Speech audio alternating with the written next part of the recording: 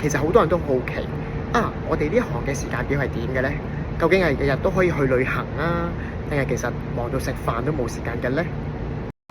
我諗你估我嘅時間表呢，就係11點鐘先起身啦，1點鐘就去個餐廳食飯，咁記住係高級嘅。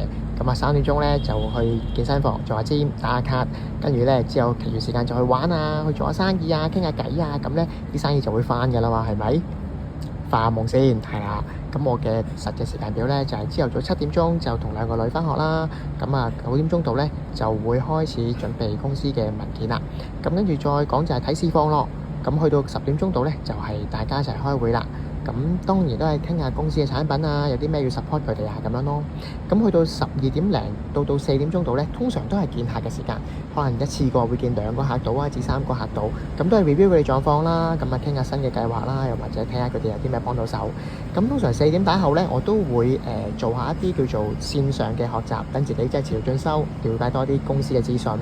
咁去到6點鐘嘅時候呢，就睇下有冇another appointment啦。如果有嘅，當然見客啦；如果冇嘅，我就會翻屋企同屋企人食飯。咁去到9點鐘度呢，又會開始睇翻啲文件啦。因為呢，經過一日嘅辛勞之後呢，就有啲事情呢都要繼續跟進，同埋要準備聽日嘅工作啊嘛。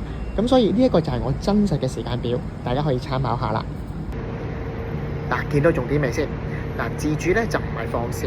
既然我係自己嘅 CEO，咁所有時間投放喺自己嘅客戶未來投資方向上面係一定嘅啦。有自由嘅紀律先係真正嘅自由啊！記住，有啲乜嘢我哋坐低傾下點樣規劃你嘅時間表啊！